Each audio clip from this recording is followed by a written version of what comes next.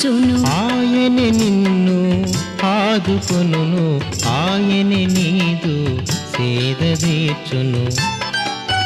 నీ భారము యెహోవా మీద మోపుము సోదరా. నీ భారము యెహోవా మీద మోపుము సోదరీ.